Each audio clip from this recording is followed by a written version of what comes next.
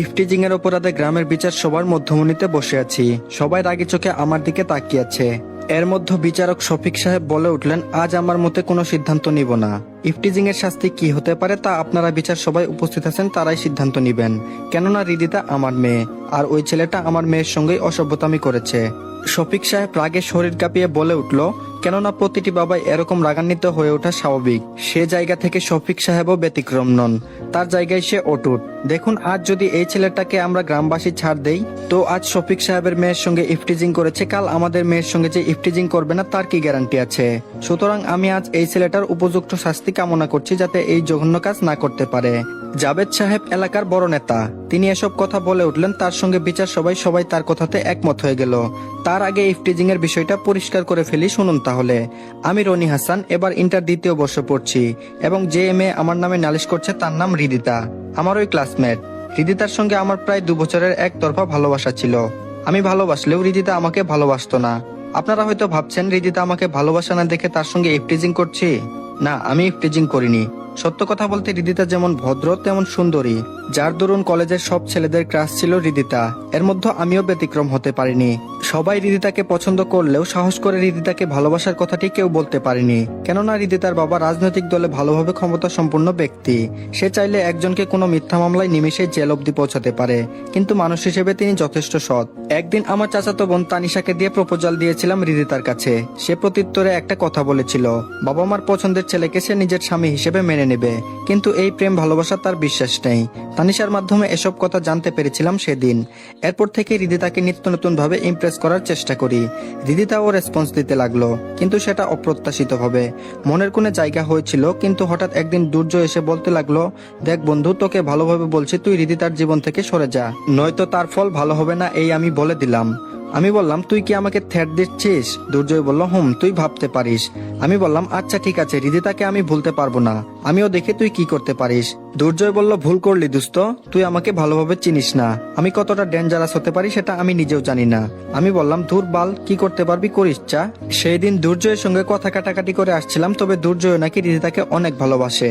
সেটা আমি জানলেও আমি আমার জায়গায় অটুট, আর দুর্জয় তার জায়গায় অটুট। এইদিকে রিদিতার সঙ্গে রিলেশনটা প্রায় হয়ে গেছিল আমার। এর পিছনে আবার আমার চাচাতো বোন তানিশার সাহায্য এগোতে পেরেছিলাম। ভালোই চলছিল দিনগুলো। কলেজের ক্লাস শেষে মাঠে ক্রিকেট খেলতেছিলাম।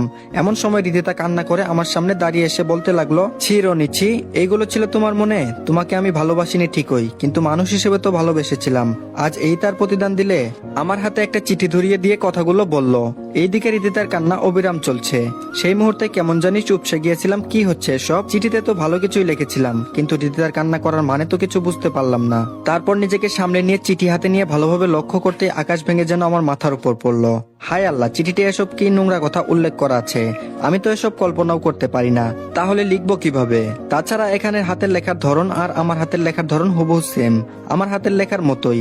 চিঠিটা পড়ে তারপর কাপা সুরে বলে উঠলাম, রিদিতা, বিশ্বাস করো, তোমার জন্য চিঠি আমি ঠিকই লিখেছিলাম, কিন্তু এসব বাজে নোংরা কথা আমি লিখিনি। হয়তো আমাকে কেউ ফাঁসাতে চাচ্ছে। একথা বলতেই রিদিতা সবার সামনে ঠাস করে থাপ্পড় মেরে বলতে লাগলো, আমাকে কি বোকা পেয়েছিস? তোর হাতের লেখা আমি এর আগেও পড়েছি। এই নিয়ে আমার কাছে তোর চিঠি 10 বার এসেছে। আগের চিঠিগুলো পড়ে বুঝতে পারতাম তুই আমাকে ভালোবাসিস, কিন্তু আজ যে চিঠি আমাকে দিয়েছিস সেটা পরে আমি বুঝে গিয়েছিলাম তুই কেমন ছেলে। আমি বললাম, রিদিতা, আমি সত্যি বলছি, তোমার নামে কোনো নোংরা চিঠি লিখিনি। হয়তো কেউ আমাকে ফাঁসাতে যাচ্ছে, তুমি আমার কথাটা বিশ্বাস করো প্লিজ। রিদিতা বলল, আজ ওই আব্বুর কাছে গিয়ে তোর নামে নালিশ করব, এবং তোর লুচ্চামিগিরি বন্ধ করার ব্যবস্থা করব, আর সেটা আজই। রিদিতা এই বলে চলে গেল। এর মধ্যে তানিশা এসে বলল, চিঠিটা এসব নোংরা কথা কেন লিখেছিস? আমি বললাম, তানিশা, বিশ্বাস কর, আমি এসব লিখিনি। আমি ওকে আগের মতোই লাভ লেটারই দিয়েছিলাম। তানিশা বলল, চুপ কর, আরেকটা কথাও তুই বলবি না। তোর এই রিলেশনের জন্য কত কিনা করেছি আমি, আজ কেমনে পারলি রিদিতাকে বাজে প্রস্তাব দিতে? শেষমেশ তানিশাও আমাকে অবিশ্বাস করলো। এখন সারাদিন চিৎকার মেরে বললেও কেউ আমার কথা শুনবে না। কি আর করার, চুপ মেরে মাটির দিকে তাকিয়ে আছি। এর মধ্যে দুর্জয় ডেভিল মার্কা হাসি দিয়ে বলল, ছি ছি দোস্ত, তোর দ্বারা এই জঘন্য কাজ আমি মোটেও আশা করিনি। এই বলে শয়তানের একটা হাসি দিয়ে চলে গেল। এবার বুঝতে পারলাম এই সবকিছুর জন্য দুর্জয় দায়ী, কিন্তু এখন সকলেই কি আমার কথা বিশ্বাস করবে? কখনোই না। তারা ভাববে আমি অপরাধী। অপরাধ করে সে তো নিজেকে নির্দোষ প্রমাণ করবে, এটাই স্বাভাবিক। কিন্তু আমি এখানে দোষ না করেই দোষী হয়ে গেলাম। এই ছিল কয়েক ঘন্টা অতীতের কথা, এখন বাস্তবে ফেরা যাক। তারপর বিচার বিচার সবাই কাকা কাকিমা আসলো। তারা আমাকে লালন পালন করে বড় করেছেন। মাঝে মধ্যে আমার বাবা মার কথা জিজ্ঞেস করলে কাকিমা মন খারাপ করে বলতো, আমরা কি তোর বাবা মার মতো না? আমি বলতাম হ্যাঁ তা তো বটেই। তারা বলতো তাহলে বাবা মার কথা জিজ্ঞেস করছিস কেন? আমি বললাম তারপরও আমার বাবা মার ব্যাপারে জানতে হবে। কাকিমা বলল, আমি চাই না তোর বাবা মার অতীত কাহিনী বলে তোর মনটা খারাপ করতে, এর জন্য তো বিষয়টা গোপন রাখছি, বুঝতে পারছিস না কেন? তাছাড়া আমরাও তোকে খুব ভালোবাসি, আমার মেয়ে তানিশার থেকেও তোকে আমরা আদর যত্ন বেশি করি। তাহলে কি অতীতের কথা শুনে মন খারাপ করার কোনো লাভ আছে বল? আমি বললাম আচ্ছা ঠিক আছে, আর জিজ্ঞেস করবো না এসব কথা। ব্যাস, কাকিমা না করার কারণে আমি আর বলতে বাধ্য করিনি, এর জন্য বিষয়টা আজই আমার অজানা। তারপর কাকা কাকিমা তারা বিচার সভায় এসে শফিক সাহেবের দিকে তাকিয়ে জিজ্ঞেস করতেই তারা চিঠিটা তাদের সামনে ধরলো।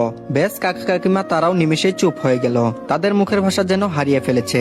শফিক সাহেব তার মেয়েকে ডাক দিয়ে বিচার সভায় উপস্থাপন করলো এবং জিজ্ঞাসা করলো, এই ছেলে কি তোমাকে চিঠিতে বাজে প্রস্তাব দিয়েছে মামুনি? রিদিতা বলল, জি আব্বু, এই ছেলেই। শফিক সাহেব বলল, রহমান এবার তুমি বলো, তোমার ভাতিজাকে কি শাসন তুমিই করবা নাকি আমরাই করব? তাছাড়া গ্রামবাসীরাও দেখুক, তারাও যেন এই ইফটিজিং থেকে বিরত থাকে। কাকা বলল, আপনারা যা ভালো মনে হয় তাই করুন। কাকা এই বলে চোখের পানি মুছে কাকিমাকে নিয়ে চলে আসলো, আর আমি ওখানে অসহায়ের মতো মাটির দিকে তাকিয়ে রইলাম। এলাকার বড় নেতা জাবেদ সাহেব বলে উঠলেন, সালমান তুমি গিয়ে কাঁচা বেত ভেঙে নিয়ে আসো, যাও। বেশ, কথাটা শোনা মাত্রই চুপসে গেলাম। বেশ, তারপর এলাকার বড় নেতা সে বেত দিয়ে 10টা হাতের শক্তিতে আঘাত করলো, আর এইদিকে বেতের আঘাত সহ্য করতে না পেরে একটু সরে দাঁড়াতেই চোখের কোণের দিকে সজোরে একটা আঘাত লাগে, যার দরুন চোখের কোণা থেকে রক্ত বের হতে লাগলো। আমার এমন অবস্থা দেখে শফিক সাহেব বলল, জাবেদ ভাই থাক, ও ছোট মানুষ, এবার ওর ভুল বুঝতে পারবে। জাবেদ সাহেব বলল, এই ছেলে যা, রিদিতার কাছে গিয়ে সরি বলবি এবং সেই সঙ্গে গিয়ে এটাও বলবি তার আশেপাশে আর ঘুরঘুর করবি না। তারপর রিদিতার সামনে গিয়ে বললাম, রিদিতা আমার ভুল হয়েছে, আর তোমাকে বিরক্ত করব না। কান্না করে বলে ফেললাম, মায়ের আঘাতগুলো না যতটা কষ্ট পেয়েছি তার থেকে মান সম্মানের সব ধুলোয় মিশিয়ে গেল, সেটা ভেবে চোখ থেকে অজরে জল গড়ছে। আমার এমন করুণ অবস্থা দেখে রিদিতা মাথা নিচু করে ফেললো। সে হয়তো চাইছিল আমাকে শাস্তি দিতে, কিন্তু এভাবে যে সব হয়ে যাবে সেটা রিদিতা কল্পনাও করেনি। বিচার শেষে সবাই চলে গেল এবং রিদিতার বাবা শফিক সাহেব এসে বলল, এই ছেলে তুমি এটা ভেবে নিও না যে আমার মেয়ের সঙ্গে ইফটিজিং করার অপরাধে একটু বেশি শাস্তি দিলাম, এটা কিন্তু না।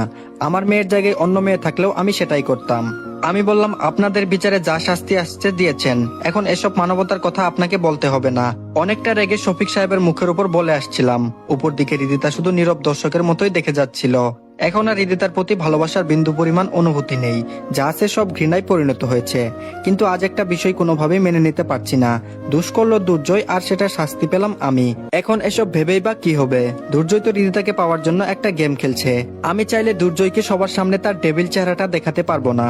ব্যাস, সব ভাগ্য বলে মেনে নিয়ে বাড়ির গেটে ঢুকতে আমার রুম থেকে ভাঙচুর করার শব্দ পেলাম। বেশ দূরত্ব আমার রুমে গিয়ে লক্ষ্য করতেই দেখলাম তানিশা আমার ব্যবহারকৃত জিনিসগুলো ফ্লোরে ফেলে দিয়ে ভেঙে ফেলছে এবং সেটাতে আগুন লাগিয়ে দিয়ে পুড়ছে। তানিশাকে কিছু জিজ্ঞেস করতেই কাকার সামনে এসে যা বললো তা শুনে মাথা কেমন জানি চক্কর দিয়ে উঠলো। তানিশাকে জিজ্ঞেস করেই ফেললাম, আমার এসব জিনিসগুলো ভেঙে আগুন দিয়ে পুড়ে ফেলছিস কেন? তানিশা বলল, কেন আগুন দিয়ে পড়ছি বুঝতে পারছিস না? আমি নিশ্চুপ হয়ে রইলাম। তানিশা বলল, তোর জন্য বাবা আজ কতটা অপমানিত হলো সেটা কি তুই একটু বুঝতে পেরেছিস? আমি বললাম, তানিশ। বলতেই তানিশা আমার কথা থামিয়ে বলল, হয়েছে, আর বলতে হবে না। আমাদের একটা সম্মান আছে যেটা তুই নিমিষে শেষ করে ফেলেছিস, আর না। তাছাড়া আমি কেমনে রিদিতার সামনে গিয়ে দাঁড়াবো সেটাই তো ভেবে পাচ্ছি না। এসব তোর জন্য হয়েছে। তানিশা রেগে আগুন হয়ে আমাকে কথাগুলো শোনালো। আমি বললাম, শুধু তোর বান্ধবীর দিকটাই দেখলি? আমাকে যে সবার সামনে হেনস্থা করলো সেটা দেখলি না? তানিশা বলল, তোকে যে মারটা দেওয়া হয়েছে সেটা অনেক কম হয়েছে। বিচারকের জায়গায় আমি থাকলে তোকে পিটিয়ে শেষই করে ফেলতাম। এখন প্লিজ তুই আমাদের বাড়ি থেকে বেরিয়ে যা তো, তোর জন্য আর আমরা অসম্মানী হতে পারবো না।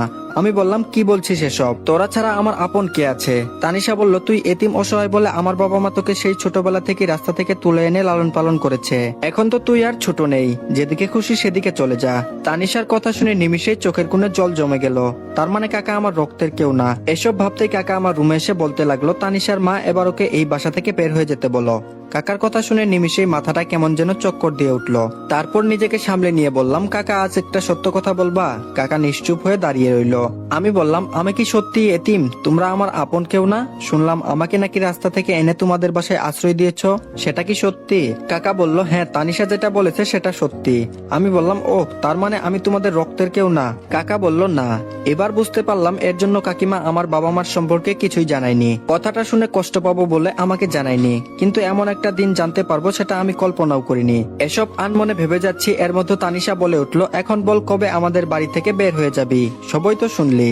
আমি বললাম চিন্তা করিস না, কলেজ থেকে টিসি নিয়ে তারপর এখান থেকে সারা জীবনের জন্য চলে যাব। আপাতত কটা দিন আমাকে তোদের এখানে থাকতে দে। অনেক তো করুণা করেছিস, এবার না হয় এটাই শেষবারের মতো। এই কথা বলা মাত্রই তানিশা আমার রুম থেকে রাগে হনহন করে চলে গেল। আজ সত্যি নিজেকে খুব একা মনে হচ্ছে। কি থেকে কি হয়ে গেল কিছুই বুঝতে পারলাম না। সবচেয়ে বড় ভুল হয়েছে, হৃদিতাকে ভালোবেসে তার পিছনে যদি না যাইতাম আজ আমার এমন পরিস্থিতি মোকাবেলা করতে হতো না। হৃদিতাকে যতটা ভালোবাসতাম এখন তার থেকে দ্বিগুণ ঘৃণা করব। অপরদিকে হৃদিতার মা বলল, হৃদিতা মামুনি খেতে আই। সে কখন থেকে কি ভাবছিস বলতো? হৃদিতা বলল, মা কিছু ভালো লাগছে না, যাও তো। হৃদিতার মা বলল, কি হয়েছে সেটা বলবি তো?